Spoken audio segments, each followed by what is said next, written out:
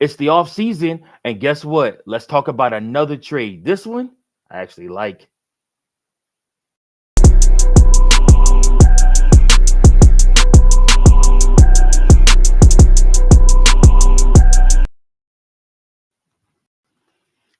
Cubs fans. What's up? Welcome into another episode of Chicago Cubs Central. This is your daily episode, and I am your host, Mike Jones. Excited to be here with you, talking Chicago Cubs baseball or potential Chicago Cubs baseball players in this aspect. Because this episode, guys, we're going to talk about a trade proposal that I think actually benefits the Cubs in more ways than one. First and foremost, I do want to tell you though, if you have been enjoying our daily episodes, if you are liking the content that I'm putting out, please make sure to hit that like button. If you want the Cubs to make some trades, make some moves, please hit that subscribe button. And also, like and tell everybody that you know that Chicago Cubs Central is here and we are giving you the best content we possibly can for Chicago Cub fans daily. Now, with that being said, Jed Hoyer came out at the end of the season and was very, very adamant that he didn't think Cody Bellinger would need to opt into his deal with the Chicago Cubs. In fact, it almost seemed like he was shooing Cody Bellinger away or trying to talk Cody Bellinger into getting a deal or taking a deal to play for someone else. However, as luck would have it, Cody Bellinger decided to opt in and accept the second year of his 3-year contract with the Chicago Cubs, making anywhere between 25 to 30 million dollars on that. So, with that being said, after that, Jed Hoyer came out during the winter meetings with the general managers and said that the Cubs are kind of going to have to get a little creative in the trade market if they want to get better around the margins. And this is what he has sought to do.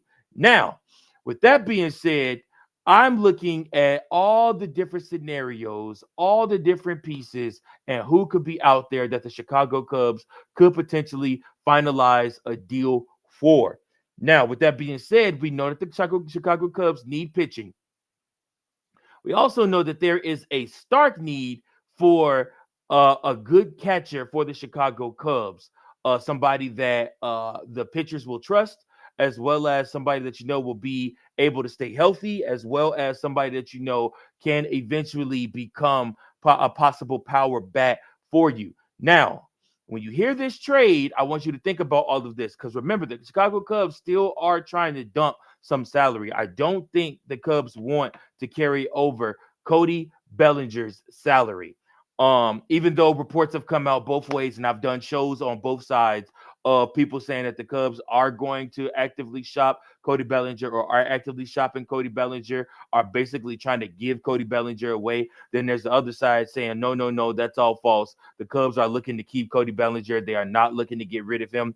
I don't know. We won't know until it actually happens, but you hear from both sides. So this trade actually does involve trading Cody Bellinger. It also involves trading one Nico Hoerner, whose flexibility and the fact that his deal isn't too overpowering, but he will give you stability at second base and at the shortstop position, plays both very, very well. This is what we have to look at here. So, what was proposed in this article that I found from Dylan Sanders in Sports Illustrated is a 3-team trade deal where the Cubs land Mariners ace and a top prospect. So the Chicago Cubs could get rid of their unwanted stars in this crazy team trade, 3-team trade with the Philadelphia Phillies and the Seattle Mariners. So in this deal, the Chicago Cubs could ship off a couple of star players and still keep their NL Central championship crown hopes alive. So they would actually move both Cody Bellinger and Nico Hoerner in this trade. And in the proposed trade, it would also work obviously with the Phillies and the Mariners. So Chicago could end up with all-star pitcher Luis Castillo and top catching prospect Harry Ford from the Mariners. Seattle would end up with Phillies third baseman Alec Bohm, and the Cubs' second baseman, Nico Horner. Lastly, Philadelphia would end up with outfielders Cody Bellinger from Chicago. So the article says if the Cubs do want to move on for Bellinger and Horner, this would almost be the best case scenario return based on what they could get in return by landing a star ace for their rotation and a potential long-term answer at the catcher position. Again, the problem lies in the fact that the Cubs, there's conflicting reports on if the Cubs actually want to trade Bellinger or not. But it would make sense, according to this article, to trade him. He's carrying a much larger price tag than his results would suggest, and he should be getting. So if a team is willing to take him off the Cubs' hands while they also upgrade in places that they need, this is absolutely something that they should consider. Horner, on the other hand, will be another casualty of this 11.67 million price tag as they look to improve elsewhere. He has been solid at the plate, but is very replaceable with a .273, .335, .3373 slash line last season. So Horner again is very good defender, but the Cubs will need to decide how much he is actually worth to them. Now you look at the part the Cubs gain, which is Castillo, who would be an excellent pitcher to add to the rotation since he has been a consistently solid starter throughout his whole career. Um, the 31-year-old three-time All-Star and has stayed around his career average of 3.56. He gets a fair amount of strikeouts and doesn't walk many batters. So adding a great righty to a rotation with Justin Steele and Shota Imanaga would be a great idea. And then you want to look at Harry Ford. Ford would be a huge bonus as one of the top catching prospects in all of baseball. He is a great athlete, leaving him a very high defensive upside behind the plate. As a hitter, he posted .249, .377, and .367 slash line with 35 stolen bases last year. So that kind of speed for a catcher is rare. The Cubs already, we know, have Moises Ballesteros as a great catching prospect, but he doesn't have the same defensive upside as a Harry Ford. So you can almost see a world where Ballesteros and Ford are both playing for the Cubs, but Ballesteros is just DHing. Again, this is also they can also see Ballesteros move to first base, also where he can still show off his best trait, which is hitting. So, with that being said, what could this type of trade offer the Cubs? One, first and foremost, it gets Cody Bellinger's contract off the books. That is something that the Cubs very much so have not wanted. Also, then, boom, it gets you Luis Castillo on the Chicago Cubs. He is the Seattle Mariners ace. He also would take pressure off of Justin Steele, Shota Imanaga, Jameson Taillon, and it automatically gives you somebody that you can put out there that you know is going to give you strong innings and keep that ERA right where you need it to be. He'll keep you in games as long as your bullpen does not then turn around and give the game up. You should have a great chance with him starting pitching for you and winning games for you. Last season, Luis Castillo pitched 30 games.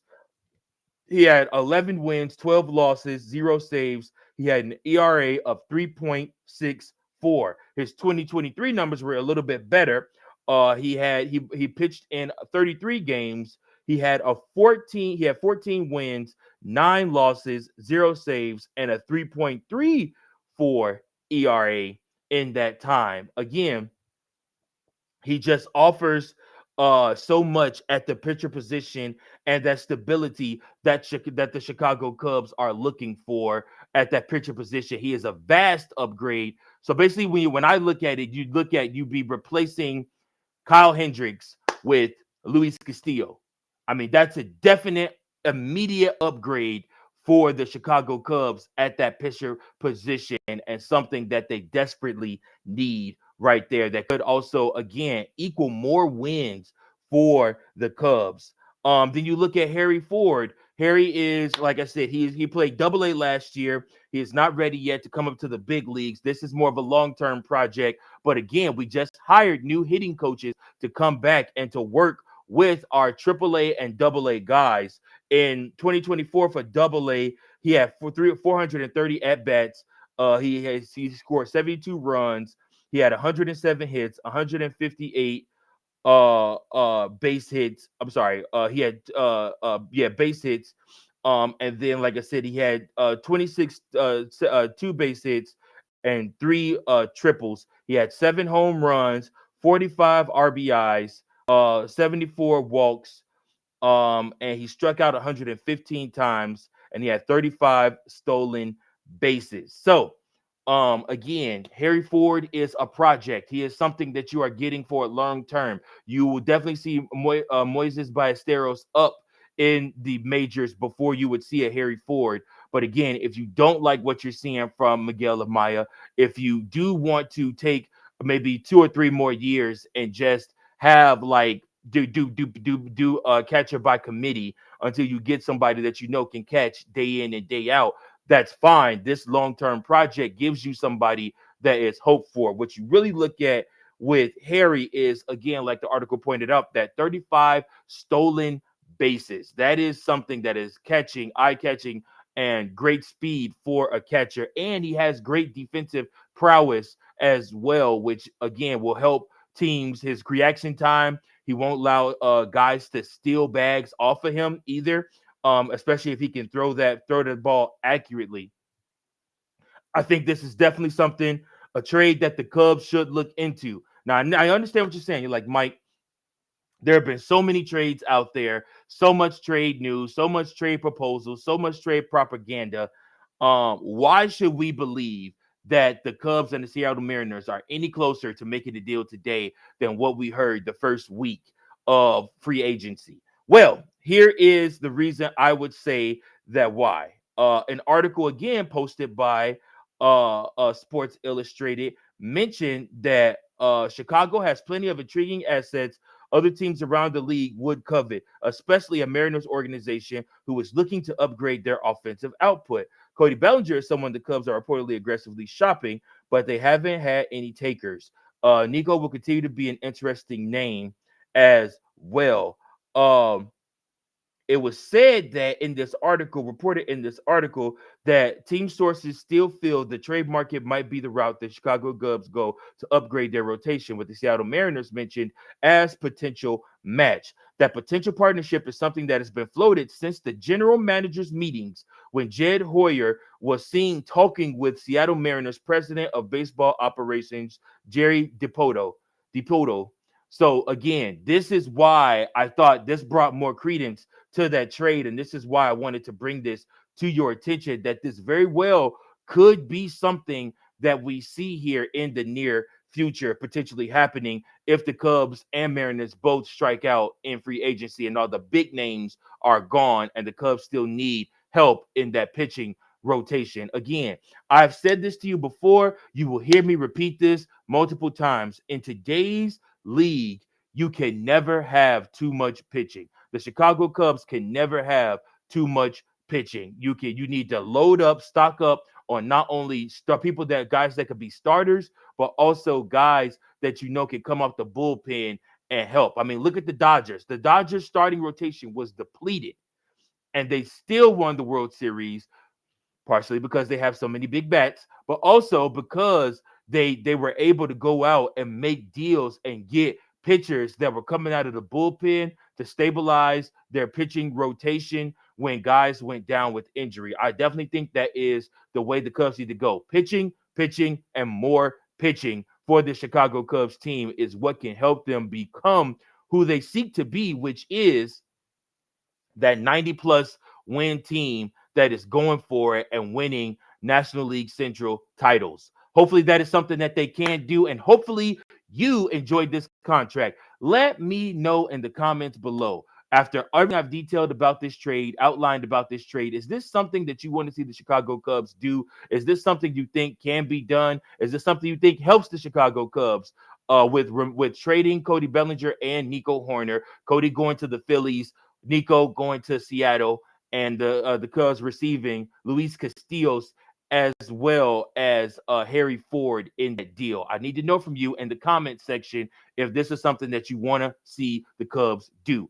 Now, We also, if you guys want to be more vocal, you can leave a voicemail at 773-389-6954 or email us at Chicago Baseball Central at gmail.com. Follow us on X, Instagram, and TikTok at Chicago Cubs Central. Guys, we are trying our hardest to grow this channel. And again, we can't do it without you. If you like this content, please like, share, and subscribe it. Once again, I'm Mike Jones. Love you all. Go Cubs, go.